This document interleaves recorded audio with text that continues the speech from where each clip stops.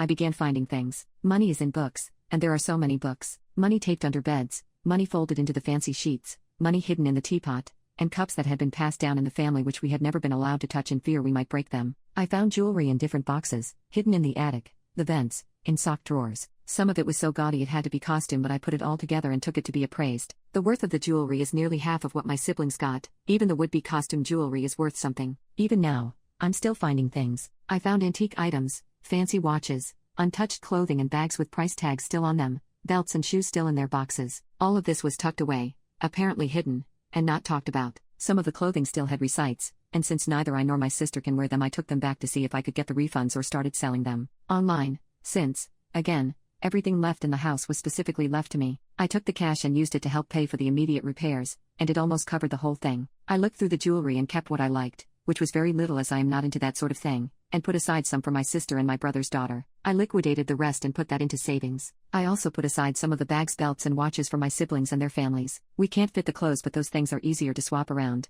I invited everyone over and gifted them the items, telling them I had found them while I was cleaning everything out and thought they might like to have them. Everyone was happy to get them, and there wasn't much bickering among the kids. They asked what else I found, and I explained the jewelry I kept and the clothing I was selling off. My brother got a weird look on his face and asked if I had found any money. I told him I had, but tried to downplay it as mostly change and loose bills. He asked to see the money, and I grabbed a giant water refill container I had started storing all the coins in. He told me that was a lot of coins and asked if I was going to use them for the laundry mat since I left them all loose. I rolled my eyes because I have a washer/dryer set. I told him there was no point in cashing them in until I cleaned the whole house. He told me to let them know so we could all split that and the money I got from selling the clothing. When I asked why, he said so we can split it. I asked him why I would split it when they all had gotten large cash inheritances, sentimental and expensive things, and some other things. I literally got the house, the problems, the cleanup, and the nice things I did find that I thought they might like. I handed over without being asked to. He told me I didn't have to be a greedy a-hole about it and to never mind. My sister gave me the side eye but didn't say anything,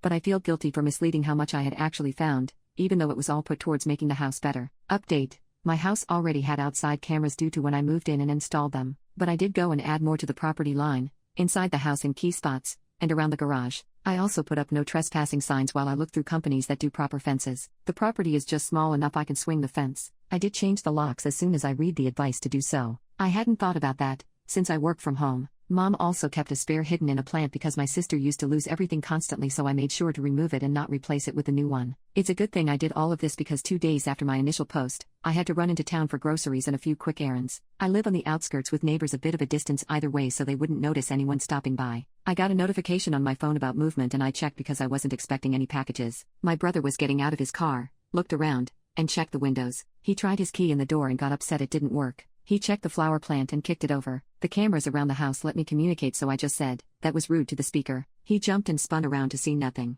I asked him what he wanted and he demanded to know why I put up cameras. I said, "Because I'm a single woman living in the woods?" "Yeah, dumb poop." He shifted from foot to foot before saying he would be back so we could talk, and he left. I messaged the video evidence of him trying to get in while I wasn't home to him, his wife, my sister, and her fiancé. With the message I sent, I changed the locks because I don't know who Mom gave them out to, like her friends, and I have cameras. Because of this attempt to get in while I'm not home, no one will be getting the new key. I don't just randomly try to get into your house when you're not home. He sent me a lot of nasty texts after that, trying to shame me for doing that. I told him he shouldn't be doing things he doesn't want others to know about, and that it's a reflection on him, not me. He told me I was a B and blocked me. My sister thinks I went too far by telling his wife because she is threatening to take the kids to her mom's, and she thinks I went too far by showing her fiancé because now he doesn't want him to have keys to theirs for emergencies. Somehow, I get the feeling this isn't over yet. Time to adopt a very big dog. Update 2. I am adopting a bonded pair of doggos from my local shelter. I did start a paper trail with both the police and a lawyer, who is a family friend.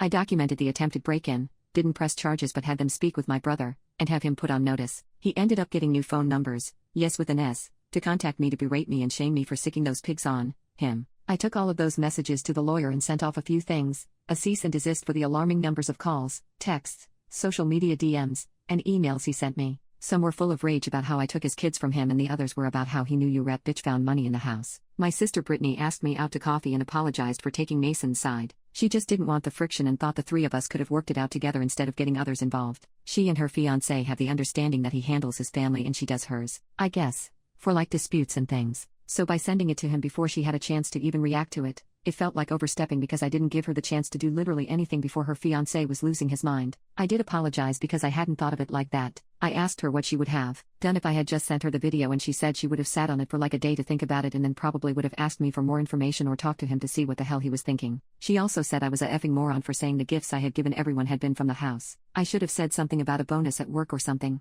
I have no reason to trust her, but it makes sense, so I am going to cautiously keep in mind that she does have a harder time getting thoughts and emotions across in a normal way. All this said, I found something really weird and I don't want to open it. In the basement, tucked far into a corner and buried behind a bookshelf and under boxes and boxes of things, is an ancient-looking freezer. It was and still is plugged in. It's running. It was buried and dusty in a way that I knew there was no edible food inside of it. But you ever get that feeling that something just isn't right? Do I open it? Do I pretend I never saw it? Do I have someone else open it? Any ideas about why it was hidden? My one friend joked it was my grandfather's game box and it has decades-old deer inside of it. Is that a thing?